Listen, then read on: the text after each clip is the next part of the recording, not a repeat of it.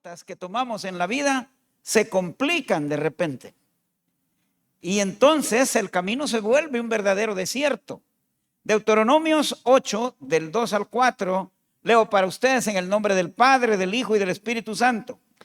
Y te recordarás de todo el camino por donde te ha traído Jehová tu Dios estos 40 años en el desierto, para afligirte, para probarte, para saber lo que había en tu corazón, si habías de guardar o no sus mandamientos. Y dice el 3, y te afligió, y te hizo tener hambre, y te sustentó con maná, comida que no conocías tú, ni tus padres la habían conocido, para hacerte saber que no solo de pan vivirá el hombre, mas de todo lo que sale de la boca de Jehová vivirá el hombre. Tu vestido nunca se envejeció sobre ti, ni el pie se te ha hinchado en estos 40 años. Vamos a orar. Padre, háblanos al corazón, te lo suplicamos, Señor. Bendice esta mañana, bendice a cada uno de los que hoy estamos presentes y de aquellos que se unen en las redes sociales también. Háblanos, envíanos tu buena palabra. Queremos salir edificados de este lugar, te lo suplicamos. En el nombre de Jesús, amén. Pueden sentarse, mis hermanos. Mírenme por favor para acá. Pongan atención como nunca antes ustedes han puesto atención a un predicador. Dios nos hace recordar el camino por donde nos ha traído muchas veces. Algunas veces es necesario mirar para atrás, observar por dónde nos ha traído, y Dios no lo hace para humillarnos, porque muchas veces en ese pasado tenemos remordimientos, encontramos resentimientos, encontramos vergüenza, pero Dios no lo hace para humillarnos. Dios lo hace porque quiere revelar el corazón y formar en nosotros obediencia. Hemos sido desobedientes, hemos querido caminar a nuestro libre albedrío y nos hemos olvidado de Dios. Entonces Él nos lleva. Y cuando el camino se vuelve un desierto, cuando el camino se vuelve una verdadera dificultad, ese viaje, hermanos, es amargo. Muchas veces creemos que ganamos, pero no es cierto. Es un tiempo que lo hemos perdido. Creímos que habíamos ganado, pero en lugar de ganar, hemos perdido. Hemos tomado decisiones equivocadas. Y cuando se toman decisiones equivocadas, mis queridos hermanos, se sufre. Cuando se toman decisiones equivocadas, se llora, hermanos. Muchas veces pasamos hambre. Muchas veces pasamos situaciones difíciles económicamente, porque estamos perdiendo las bendiciones. ¿Y quiénes son aquellos que suelen tomar ese viaje de dolor, ese viaje de desobediencia? Generalmente, y yo quiero que estudiemos esta mañana 4 de los perfiles que toman ese viaje. Los necios son uno de los que toman ese viaje. De aquellos que no cambian, de aquellos que en vez de corregir la falla, se agachan, pero no se corrigen. Los rebeldes toman ese camino. Se rebelan a la palabra, por más que les estén diciendo, no hacen caso nunca. Son rebeldes. Los orgullosos que creen muchas veces saber más que Dios. Esos agarran y toman, compran esos boletos. También los compran aquellos que nunca escuchan consejos, que se creen sabios en su propia opinión, que ellos no le hacen caso ni a su tata, como decían allá en mi pueblo. Esos son los que muchas veces compran esos viajes. En la Biblia, yo quiero que vayamos y veamos 4 viajeros que tomaron este boleto, que decidieron y se echaron ese viajecito. Sus decisiones quiero que las revisemos. Quiero que revisemos la ruta que ellos tomaron. Quiero que revisemos el peaje, porque muchas veces nos toca pagar el peaje por cruzar, por transitar en un vuelo como esos. Y quiero que veamos la gracia de Dios manifestada en la vida de ellos. El primero que compró un boleto para ir en ese viaje se llama Jacob. Y es aquel que vive de mañas. Es aquel que vive trampeando, aquel que vive falseando. Ese es el primero que compró el boleto. Tomó decisión equivocada, hermanos. Y cuando él nació, él venía agarrado del calcañal de su hermano y eso le dio el nombre, Jacob, que significa engañador. Imagínense usted que le anden diciendo que en vez de haberle puesto Roberto o ese nombre bonito que usted tiene, le hubieran puesto engañador, y que cuando le hablen en la calle, engañador. Qué feo es eso, ¿verdad? Jacobo nació con astucia, tomado del calcañal de su hermano, y eso le trajo el nombre que él tenía. Siempre andaba buscando ventaja, hermano. En el libro de Génesis, en el capítulo 27, vemos junto a su mamá, a Rebeca, que era otra señora tramposa. Mire, engañaron a su papá Isaac. Engañaron a su papá para recibir una bendición. Esa bendición le correspondía al hermano Esaú. Pero vinieron ellos, la mamá, y lo disfrazó, ¿verdad? Le puso pieles, lo transformó y lo hizo parecer a su hermano y se robaron la bendición. Ese día, Jacob creyó haber ganado. Ese día dijo, como dirían allá, la hice. Él creyó que había ganado, pero en realidad lo que él compró, y ponga atención a esto, lo que compró fue un boleto por un largo viaje de amargura. Eso es lo que compró. Esa fue una decisión equivocada. Y la ruta que él tomó, si nosotros empezamos a revisarla, mire, cuando Esaú, el hermano, se dio cuenta que le había robado la bendición, ¿sabe qué dijo? Prometió matarlo. Y ahí él tiene que salir huyéndole al hermano. Y se va a meter a la casa del tío, de Labán. Y ahí, en vez de encontrar descanso, el pobrecito, en vez de sentirse bien, descubrió que el que engaña, tarde o temprano va a ser engañado también. Él llega a la casa del tío y se enamora de Raquel, una mujer guapa. Entonces el tío, como no era ningún sencillo, le dijo, ¿te gusta? Pues vas a tener que trabajar por ella, de choto aquí en la casa. Entonces él viene y trabaja 7 años por esa hembrita. Pero no sé si les he contado que las mujeres, cuando dice la conoció, es porque hasta entonces le veía la cara. Ellas andaban con un velo. El día de la boda, cuando le levantó el velo, se dio cuenta que en vez de darle a la Raquel, le habían dado a Lea, la otra, que era fea. Bueno, no sé si era fea, ¿verdad? El tío, mire lo que hizo. Lo engañó, hermano. Y después le dijo, bueno, si querés a la otra, le dijo, tenés que trabajar 7 años más. Entonces tuvo que trabajar 7 años más. Y como en ese camino habían hecho ya ganado y todo, le dijo, bueno, para pagarme el ganado, vas a tener que trabajar 6 años más. Entonces él se echa en servidumbre amarga, porque él mismo lo cuenta, 21 años. Tiene que trabajar por la Raquel, luego trabajó por Lea y se echó 6 años por el ganado, suman 21 años. Y mira el pasaje que tuvo que pagar. En Génesis 31, el mismo Jacob cuenta de su sufrimiento. Él dice en el 31:40, de día me consumía el calor y de noche las heladas, o sea, el frío lo consumía y el sueño huía de mis ojos. Le fue mal, no estaba echarse ese montón de tiempo ahí en la casa.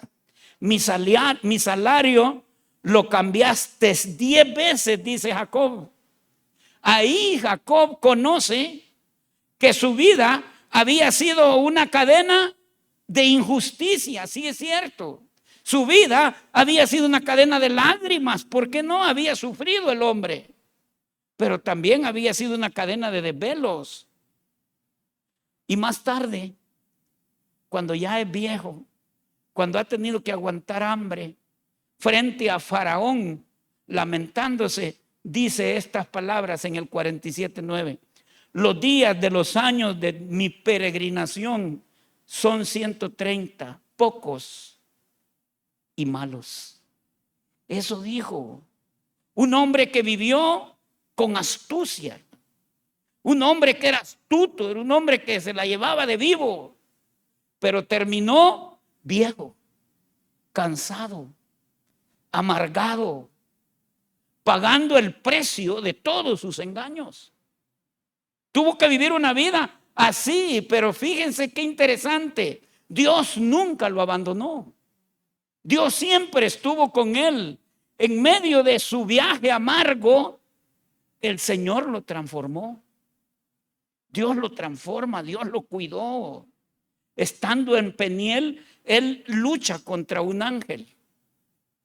Estando ahí, lucha hasta el amanecer y recibió en ese momento un nuevo nombre. Era necesario que tuviera un nuevo nombre. Muy feo el que le puso la mamá. El engañador, le decían todos, y Dios le cambió el nombre. Dios lo hizo nuevo, como ha pasado en la vida de muchos de nosotros que hemos sido pícaros. Pero cuando hemos llegado al Señor, hemos transformado y somos un testimonio vivo de lo que Dios hace. Dios le cambió el nombre, le puso Israel. ¿Y sabe qué significa? Príncipe de Dios.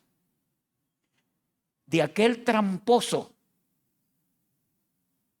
que vivía de mañas, Dios levantó el patriarca de las 12 tribus. ¿Se puede imaginar? La gracia de Dios lo alcanzó y lo convirtió en parte de la historia de la salvación. Dios puede transformar la vida de cada uno de nosotros. Cuando vivimos, ¿podemos vivir con mañas? Claro que no. No es lo recomendable cuando buscamos atajos en la vida, cuando buscamos o vivir engañando para lograr los triunfos. Pueda que el principio parezca que salimos ganando, pero miren, tarde o temprano esas pilladas, esas sinvergüenzadas se van a transformar. Tarde o temprano la vida nos va a pasar la factura y vamos a tener que vivir noches sin paz. No hay paz adentro, no hay amor. Muchas veces la gente angustiada se queja. En la cama da vuelta para un lado. ¿Y a dónde te duele? A saber si son los pujidos. Y no sabe ni qué, por qué puja. Porque no tiene paz adentro. No tiene paz en su interior, perdió la paz. Hay días de calor, de angustia. Estamos angustiados. Hay salarios que no son injustos. No deberíamos, pero pasa. Y lo peor, hermanos, hay relaciones rotas. Cuando llega la pobreza, cuando ya la calamidad toca la puerta, el amor sale por la puerta de atrás. Y las relaciones se quiebran, se rompen. Pero hay buenas noticias. Esta mañana tenemos buenas noticias. La gracia, así como alcanzó a Jacob, también hoy nos puede alcanzar a nosotros. Voy a comentarles otro que emprendió un viaje igual de desobediencia y fue el rey David. David jugó con fuego. Estos son los que juegan con fuego, hermano. ¿Tomó decisiones equivocadas? Sí, se equivocó. David lo tenía todo. David era el rey. David tenía honra. David tenía victorias. David tenía riquezas. Pero un día, cuando todos andaban allá peleando, cuando todos andan trabajando, él estaba de vago. Él se quedó en la casa. Él estaba en la azotea. Todo el mundo peleando, todos guerreando, todos viendo cómo hacían para sacar adelante a la nación, y él haraganeando allá en la azotea. ¿Y sabe qué pasó? Vio a Betsabé. Muchas veces cuando estamos en tiempos de ocio, empezamos a ver cosas que no deberíamos de ver, hombre. y la vio bañándose. Y dice la Biblia que estaba desnuda aquella mujer. Mire, él comenzó a jugar con fuego. Comenzó a jugar con fuego, la codició, la trajo a su casa, se acostó con ella y no solo eso, la embarazó. Y era mujer de otro, era mujer ajena. Era una mujer. Y vino él y queriendo tapar, queriendo corregir la falla, manda a traer al esposo y lo manda a poner en lo más recio de la batalla para que muera. Así decía la nota. O sea que él fue el autor intelectual de la muerte de Urías Eteo, el esposo de Betsabé.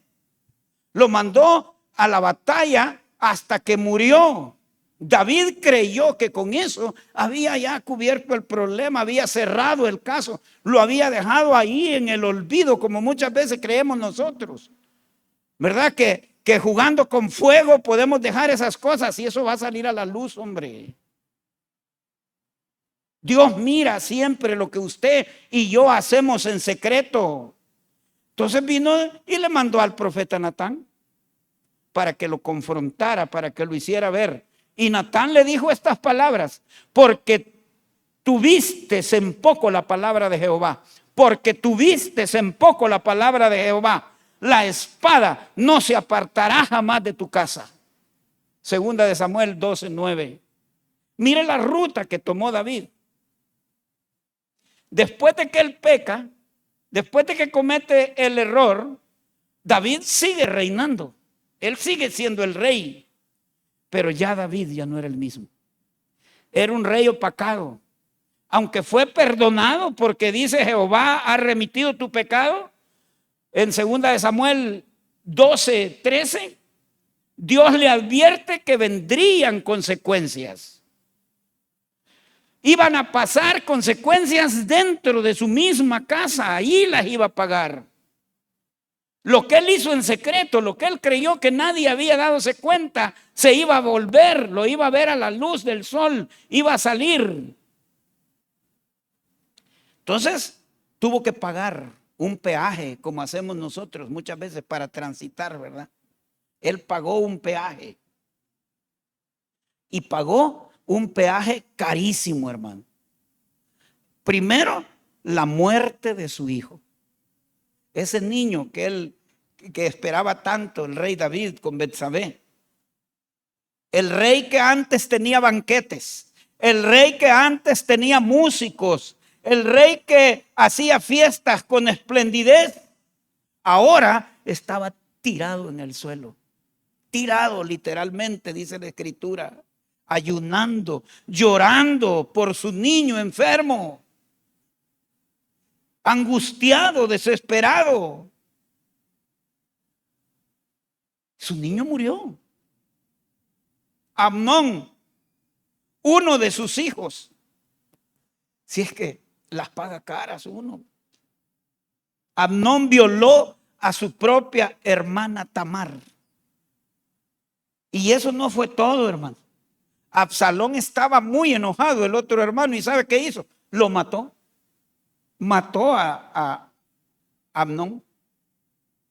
Y luego vino y se acostó públicamente con todas las concubinas que tenía el rey David, que eso era una ofensa, eso era algo que no se permitía en el pueblo. Y cuando todavía el rey mira a su hijo Absalón muerto, porque en la batalla él muere, David termina gritando, hermano. Y dice la Biblia que David decía: hijo mío, Absalón, hijo mío, hijo mío, ¿quién me diera que muriera yo en lugar tuyo? Un hombre que jugó con fuego.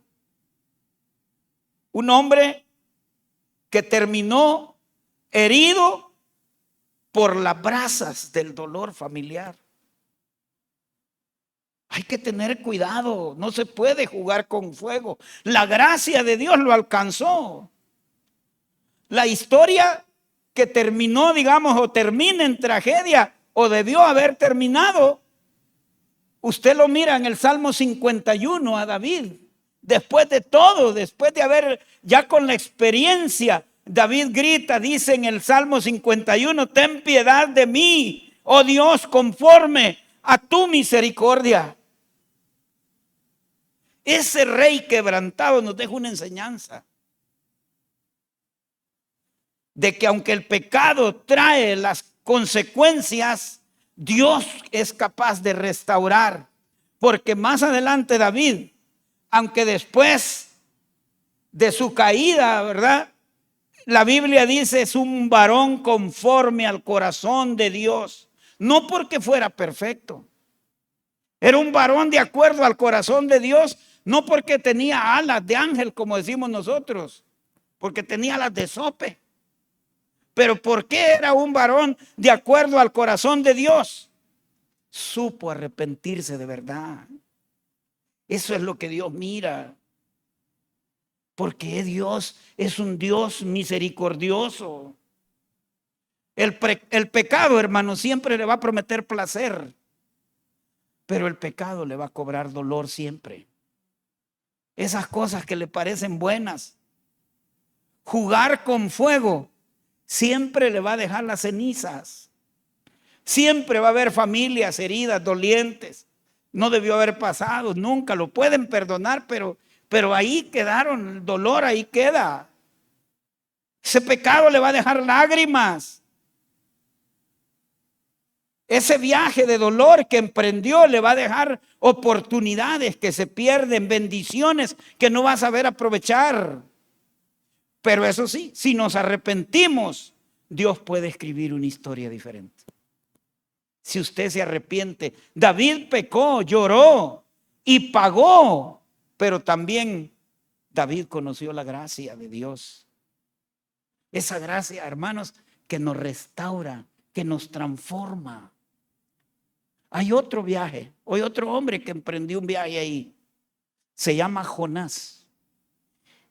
Y este es el que representa a aquellos que corren en direcciones contrarias, donde Dios no los ha llamado. Mire la decisión equivocada que tomó Jonás. Dios le dio a Jonás un mandato. Está ahí en Jonás 1:2. Levántate y ve a Nínive, aquella gran ciudad, y pregona contra ella. Lo mandó a predicar el evangelio. Le dijo, vayan a entregar tratados, vayan a entregar nuevos testamentos a los vecinos de la iglesia, vayan a hablarle ahí a los que están cerquita, repártanle, hagan parte de todo eso ustedes. Levantemos, que no hayan sillas vacías. Quiero engrandecer mi reino, levantar naciones nuevas, pueblos nuevos, donde no sean hombres los que gobiernan, sino el Señor con vara de hierro. Gobierna los corazones. Lo mandó, pero Jonás no quiso hacer caso. Jonás dijo, yo tengo cosas que hacer, tengo que arreglar no sé qué, tengo que ver la casa, tengo que arreglar. Miren, y en vez de levantarse a cumplir la misión, se levantó Jonás, compró un boleto, pero para irse a Tarsis, en dirección completamente opuesta a lo que Dios le dijo, ve a Nínive, y él agarró un boleto para Tarsis, se subió al barco para otro lado, como que no le importa. Ahí comenzó el viaje de amargura de Jonás.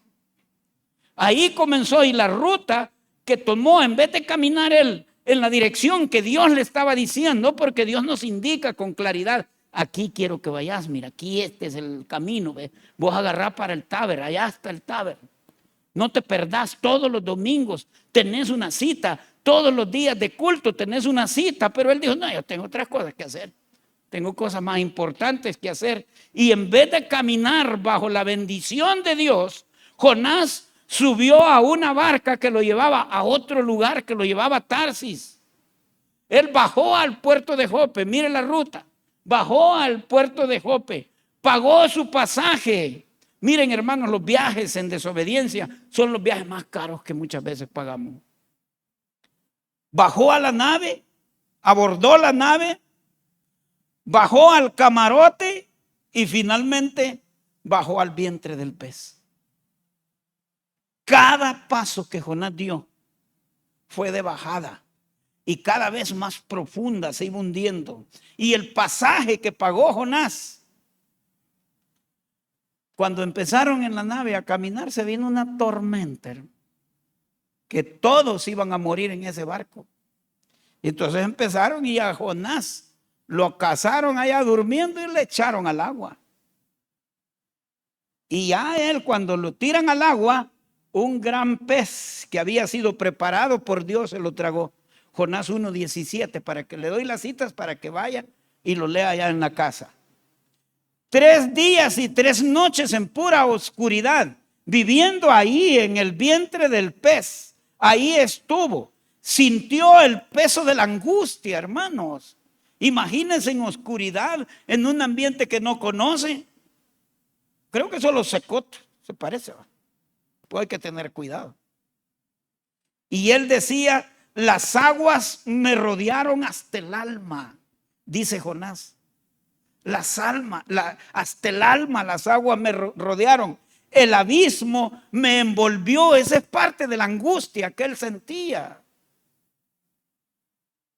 El peaje de la desobediencia fue de miedo, de soledad, de desesperación. Pero la gracia lo alcanzó también. En el vientre del pez, en medio de la angustia, como nos pasa a todos, cuando estamos con el agua hasta aquí, entonces nos acordamos y Dios mío, él hizo lo mismo. Desde el seno del Seol, dice él, clamé y mi voz oíste. Jonás 2:2. Dios oyó la oración de Jonás y ordenó al pez que lo vomitara en tierra firme. Entonces Dios le habló de nuevo a Jonás, ya por segunda vez, y le dijo, levántate, ve a Nínive, allá es donde te tengo. Dios le dio una segunda oportunidad. Miren, hermanos, estar huyendo de la voluntad de Dios no es cachada, hombre. Siempre sale más caro. La desobediencia sale más caro. Los pasajes rumbo a Tarsis cuestan lágrimas. Hay que hacer caso si nos están mandando allá. Para allá es donde vamos. Ningún mar, ninguna tormenta, ningún pez son más grandes que la misericordia de nuestro Dios, hermanos. No hay posibilidades de pierde cuando nos ponemos en las manos de Dios. Jonás descubrió una cosa, que aunque huya, que aunque se vaya lejos, Dios lo va a seguir llamando. Olvídese de eso, no se va a escapar. Usted ya lleva el anzuelo, usted ya está cordeleado. Lo van a poder cordelear como aquellos grandes pescados en la playa, ¿ve? Yo veía cuando iba a pescar ahí al muelle que se agarran pescados grandes y los anzuelos son delgaditos, las cuerdas son delgadas. Entonces ese pescado si lo jala mucho, va a reventar la cuerda y se va a llevar al anzuelo trabado. Entonces a usted lo han cordeleado, usted está aquí porque está cordeleado. Dios lo está jalando así y lo hace creer que se va y se va. Y luego le pega el jalón y ahí va hasta que por la playa lo están sacando. Está cordeleado, hermano. Aunque huya del llamado, Dios lo va a seguir llamando. Y el viaje de la amargura, ¿sabe cuándo va a terminar? En el momento en que usted se arrepienta como Jonás y lo clame y lo busque. Hasta ahí termina el arrepentimiento. Cuando nosotros nos doblegamos, cuando nos volvemos a Dios, ahí se acaba la pena. Voy a hablar del último viajero de esta mañana. ¿Y sabe quién es? El hijo pródigo. El hijo pródigo representa a los viajeros, aquellos que confunden libertad con libertinaje.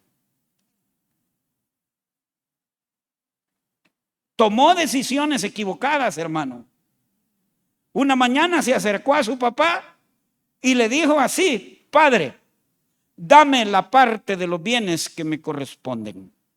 Él no quería que lo guiara su papá, él quería ser libre, quería vivir como cabra montesa, pues, sin hacerle caso a su papá. Pero la libertad tiene su precio. Cuando ya viva allá afuera, va a tener que pagar la comida, va a tener que pagar la habitación, va a tener que pagar los zapatos que se pone, va a tener que pagar la ropa, va a tener que pagar la escuela. Allá afuera la vida cuesta, tiene un precio. No quería que su padre lo dirigiera, solo quería la herencia, eso le interesaba nada más. Y decidió vivir lejos del hogar, decidió irse. Él creía que allá fuera de la casa iba a encontrar la verdadera libertad, eso pensaba, y se equivocó. En realidad lo que escogió fue un viaje, hermanos, de amargura, porque muchos elegimos libertad y lo que elegimos es viajar amargamente. Mire la ruta que tomó el pródigo. Dice la Biblia que partió a una provincia muy lejana y allá malgastó todo lo que tenía. Y no lo malgastó porque fue y hizo una inversión mala, ¿verdad? Y se gastó todo el dinero en la inversión. No, en placeres pasajeros, que es donde cada quien muchas veces se malgasta el dinero. En amistades falsas, gente que solo llega a su vida por el dinero que le mira. En excesos. Mientras tenía dinero, tenía amigos. Si eso pasa siempre. Por eso el poeta decía, la verdadera amistad es ilusión, porque a él solo malos le habían llegado. Ella cambia, se va y desaparece con los giros que da la situación, porque no había encontrado verdaderos amigos, solo interesados se habían acercado, pero que cuando se le acabó, descubrió la cruda realidad. Cuando se le acabó la plata, cuando ya no tenía, entonces se encontró, se topó con la de verdad, hermanos. Los placeres se esfuman, los falsos amigos desaparecen. La vida fuera de la casa del Padre se vuelve un desierto. Mire el peaje que pagó este pobre hombre. Una gran hambre azotó aquella tierra. En el caso de Jacob. Y en el caso del hijo pródigo,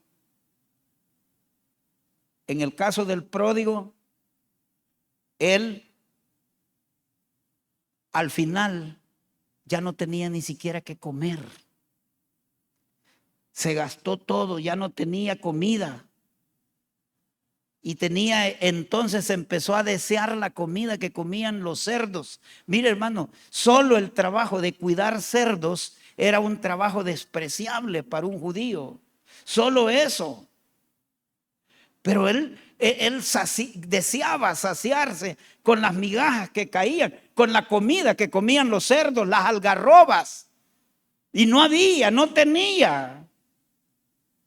Y entonces él toma la decisión de regresar. Él decide regresar, dice, él medita, porque muchas veces en medio de la angustia, en medio de la tribulación, cuando estamos bien asustados, cuando de verdad hay que buscar a Dios, hay que irse, hay que platicar con Él. Y él reflexionó y dijo así, ¿cuántos jornaleros en casa de mi padre tienen abundancia de pan? Y yo aquí perezco de hambre. Me levantaré y miré a mi padre. Qué lindo, esa decisión fue la mejor que pudo haber tomado. Tomó la decisión de regresar arrepentido a la casa de su papá. Y mientras todavía estaba lejos, mire esta ilustración que nos regala su papá, lo vio. Cuando venía lejos lo vio y corrió hacia él, dice la escritura. Lo besó, lo abrazó. Miren, hermanos, el padre le devolvió la dignidad en primer lugar. Observen los regalos, si no están ahí por casualidad. Lo vistió de nuevo. ¿Qué significa haberlo vestido de nuevo? Lo restauró. Le devolvió dignidad. Le dio autoridad nuevamente. Le puso un anillo y el anillo representaba la autoridad. Le puso sandalias, queriendo decir que era su hijo, que no era un esclavo. Y le hizo un banquete. Hay fiesta en el cielo cuando un pecador se arrepiente. Hay una verdadera alegría. Y él hizo una celebración. Lo que empezó como un viaje de amargura, al final terminó siendo el regreso con gracia, con alegría, hermanos. Muchos hemos confundido libertad con libertinaje. Nos hemos enredado, el diablo nos ha metido conceptos que no deberíamos haber entendido. No se trata de eso. Han dejado la casa del Padre para vivir a su manera, para vivir como quieren. Pero el camino de regreso siempre va a estar abierto. El Padre no recibe al pródigo con reclamos. No le dije, a ver que te lo dije, pamado. No le dijo así. Así dirían allá en mi pueblo, ¿va? Te lo dije. No le dijo así, hermano. Él lo abrazó, lo restauró. Hemos visto 4 viajeros. Jacob, que representa aquel que vive con mañas, aquel pícaro. David, aquellos que juegan con fuego. Hemos visto a Jonás, que corrió por un camino que nadie lo había llamado, era el otro donde tenía que ir. Y el pródigo, que confundió la libertad con libertinaje. Todos ellos, sin excepción, sufrieron, todos lloraron, todos pagaron el peaje más caro por sus malas decisiones, pero la gracia siempre los alcanzó. El favor inmerecido siempre los alcanzó. El viaje de desobediencia, ese viaje de amargura, siempre va a ser un tiempo perdido, hermano. Tenemos que regresar a Dios, porque Él puede transformar nuestro desierto en un nuevo comienzo. Ese camino, cuando queremos emprender ese camino, hay señales que hay que tener cuidado, que hay que verlas. Generalmente ya no escuchamos consejos. Ponga cuidado cuando ya no escuche los consejos de su tata. Cuando ya empiece a querer hacer a su manera. Ponga cuidado cuando ya usted empiece a endurecer su corazón, a creer que solo usted sabe. Ponga cuidado cuando usted empiece a justificar lo que no tiene justificación. Ponga cuidado cuando usted empiece a andar buscándole pretextos a sus chanchullos. Ponga cuidado también cuando pierde el apetito sexual de la palabra. Cuando usted decida quedarse abajo en vez de entrar al culto. Cuando usted ya la palabra no lo alimenta. Hay una pérdida de apetito espiritual. Cuando ya nada lo sacia. Viene, oye, se está durmiendo, no pone cuidado, está viendo al otro. Ponga cuidado a esos detalles, hermano, porque hay una sequedad en usted. Hay un vacío que se está siendo evidente. Nada le sacia porque usted tiene una forma en su corazón que tiene la forma de Dios y solo con Él lo va a poder llenar. No es de otra manera, no es con placeres, no es con locura, no es con nada, no es andando como que es loco allá por el pasillo. Véngase, oiga la palabra si no tiene nada que hacer. Ahí no lo están invitando a nada. Véngase, porque ha perdido apetito, hambre, hay sequedad. Cuidado cuando las relaciones empiecen a romper, porque ese camino le va a traer, esas señales van a traer relaciones rotas. Va a haber pérdida de la paz interior. Usted empieza a sentir que nada lo llena y ahí está dando vuelta y vuelta en la cama y ha perdido propósito en la vida. Ya no sabe qué quiere, no sabe para dónde va, no sabe qué espera de la vida, no sabe ni nada. Ya no tiene caso ni siquiera levantarse en la mañana, ya no le dan gana. Ahí amanece enrollado, son las 10 de la mañana y nada, porque no tiene propósito, no tiene razones para existir. Ha perdido el propósito. ¿Cómo se termina ese viaje insípido? ¿Cómo se termina? Recuerde el camino. Recuerde de dónde. Dios muestra, Dios quiere mostrarle su corazón. Recuerde de dónde viene, recuérdelo. No ande buscando justificaciones, nombre el pecado como Dios lo nombra. Si no es una canita al aire, hombre. No. Si solo es una falleta, pastor, no, se llama pecado. Aprenda a llamarlo así como es. Arrepiéntase. Y un arrepentimiento de verdad, un arrepentimiento genuino es cambiar de rumbo, hermano. Es cambiar la mentalidad que tenemos y vuelva hacia la palabra de Dios. Y la Biblia dice, el Señor dijo, no solo de pan